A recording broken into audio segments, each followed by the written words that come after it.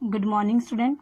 We are doing SST of 6th standard and we are doing second chapter, globe, latitude and longitude.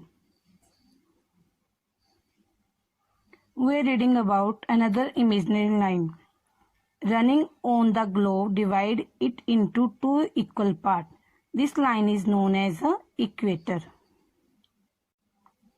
Yes, see in this is a globe. This is a circle of earth.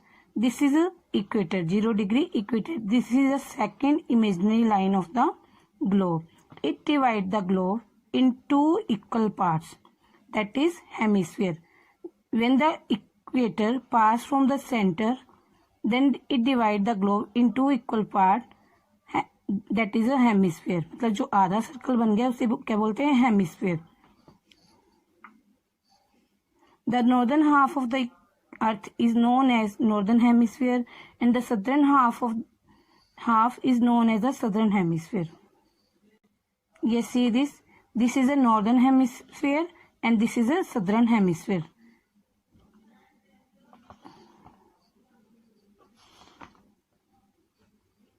This is a northern hemisphere and this is a southern hemisphere. They both are equal. ये दोनों equal हैं.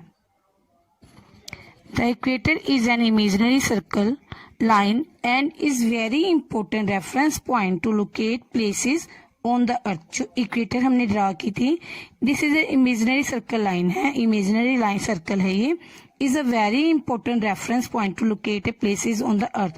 और धरती पर स्थान ढूंढने के लिए बहुत ही important reference point है. See this is the equator.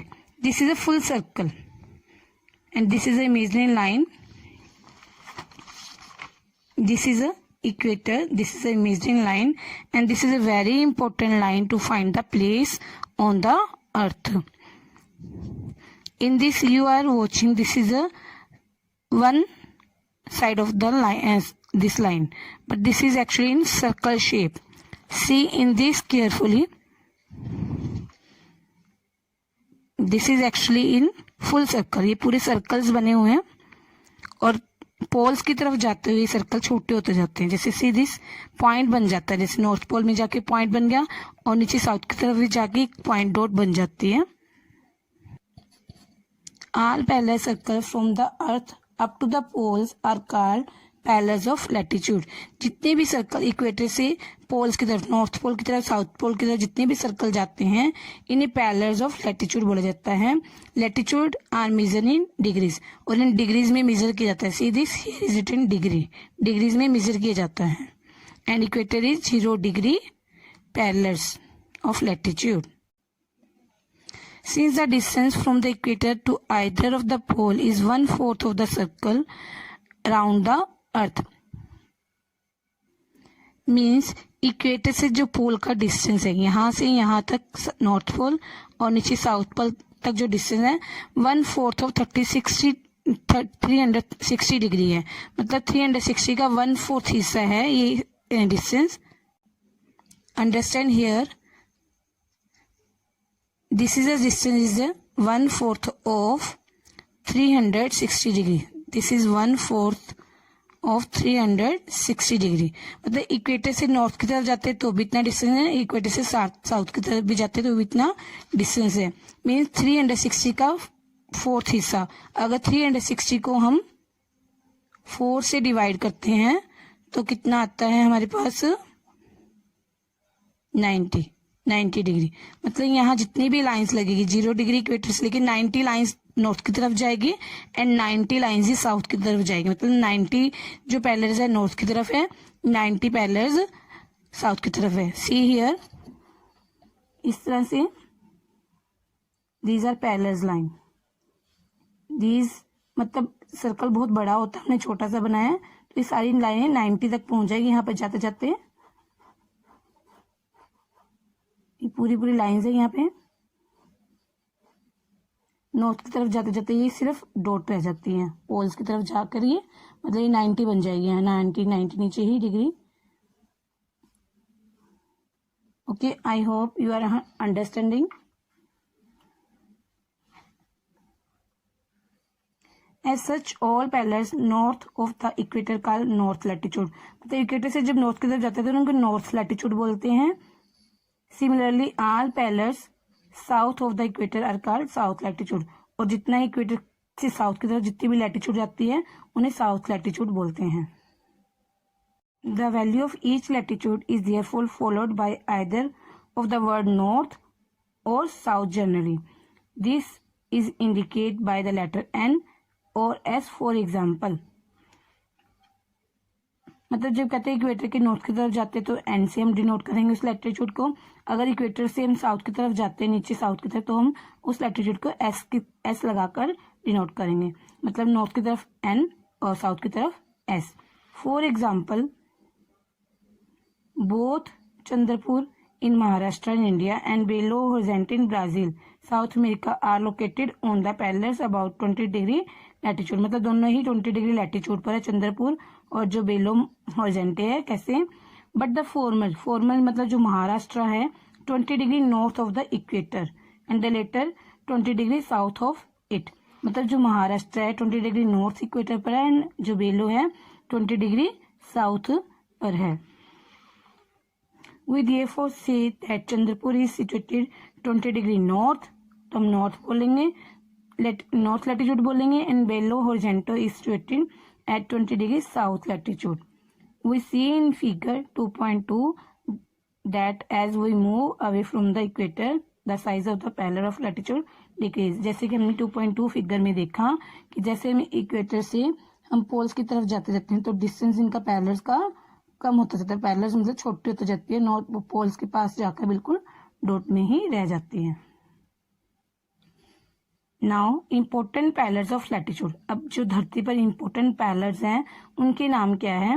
मतलब धरती पर वैसे तो अगर हम equator, this is equator 0 degree, equator से हम नॉर्थ पोल की तरफ जाते हैं तो 90 डिग्री, मतलब 90 लाइन्स आती है, 90 पैरेलल्स नॉर्थ की तरफ है, 90 ही साउथ की तरफ। लेकिन सारी इतनी बनानी, मतलब इतना क्लियरली इतनी छोटी सी ग्लोब में दिखाना मुश्किल है, तो मेजर इंपॉर्टेंस पैरेलल्स यहाँ दिखाई गई है। They are beside the equator 0 degree, north pole 90 degree and south pole 90 degree. देखो सी, इक्वेटर 0 डिग्री कहते बिसाइड इनके अतिरिक्त 0 degree equator, 90 degree north pole, 90 degree south pole के अतिरिक्त there are 4 important parallel lines, 4 important parallels of latitude है, which are tropic of cancer.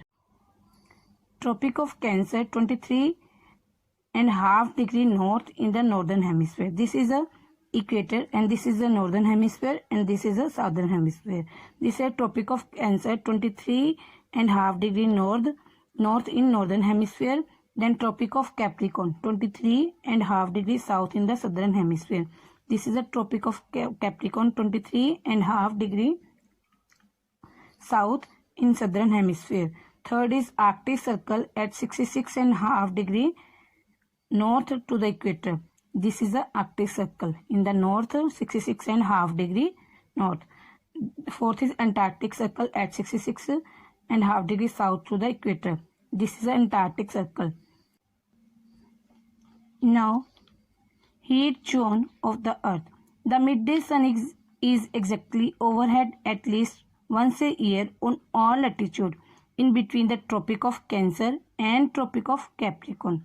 This area therefore receive the maximum heat and is called torrid zone. We are doing this through a diagram. Yes, see here, this is a torrid zone.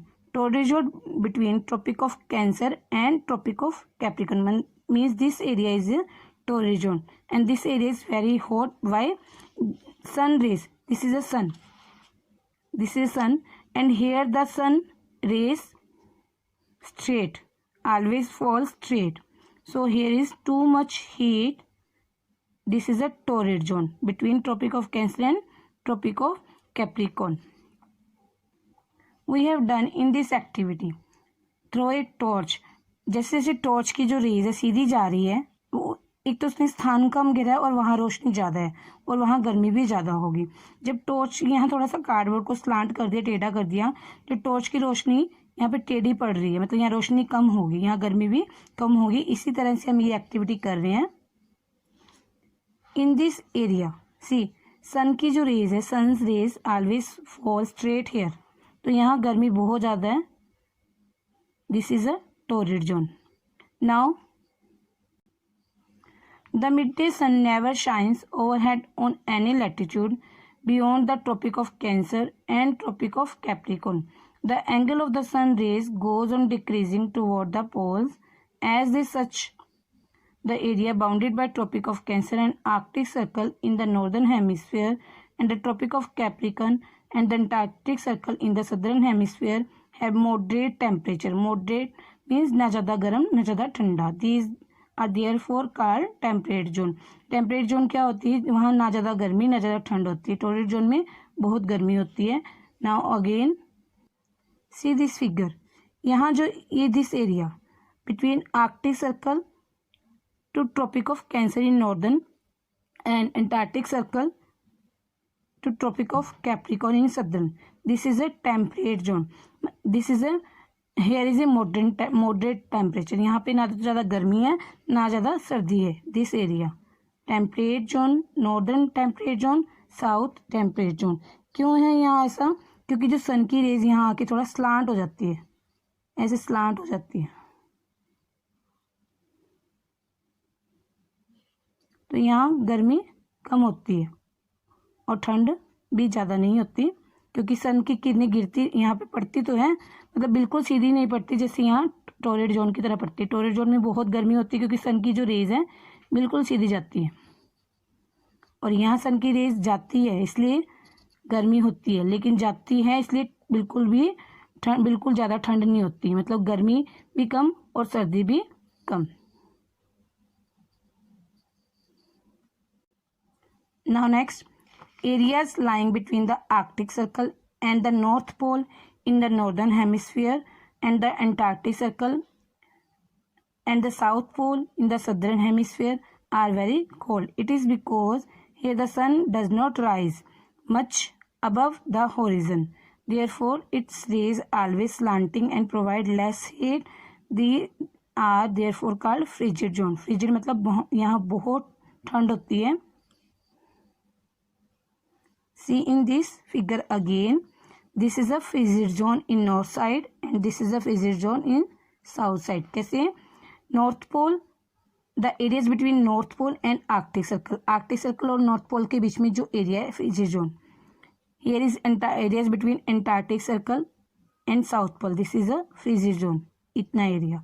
Because why this is a frigid zone? यहाँ बहुत ठंड क्यों होती है? इन poles के पास बहुत ठंड क्यों? यहाँ बहुत ज़्यादा ठंड होती है.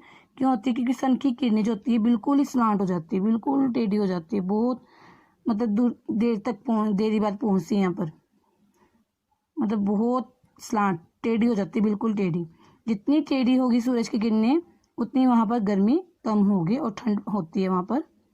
Okay student, I hope you are understanding कि जो टोरिड जोन थी यहाँ पे सन की रेज जो है पूरी सीधी पड़ती है. भूमध्य रेखा पर आपको पता है ना कि बहुत ज़्यादा गर्मी होती है क्योंकि यहाँ पे सन की रेज बिल्कुल सीधी होती है. तो यहाँ जो टोरिड जोन है भूमध्य रेखा के आसपास का इलाका है, इक्वेटर के आसपास का इलाका है, तो यहाँ पे बहुत गर्मी है और यहाँ पे सन की रेज थोड़ी स्लांट हो जाती है, गर्मी कम सर्दी भी कम. और यहाँ तो बिल्कुल ही गर्मी कम होती है, थोड़ी सर्दी ज़्यादा होने लग जाती है फ्रिजिड जोन में. और जो पोल्स है, पोल्स के पास आके तो सूरज की किरणें बिल्कुल भी नहीं पहुँचती, तो यहाँ बिल्कुल बर्फ़ पड़ती है. नॉर्थ पोल और साउथ पोल में पूरी बर्फ़ होती है, पूरा साल ही यहाँ पे बर्फ़ पड़ती है, पूरा साल ये इलाका जो नॉर्थ पोल साउथ पोल है यहाँ बर्फ़ से ही ढका रहता है. Okay student, it's enough for today. I hope you have understood better.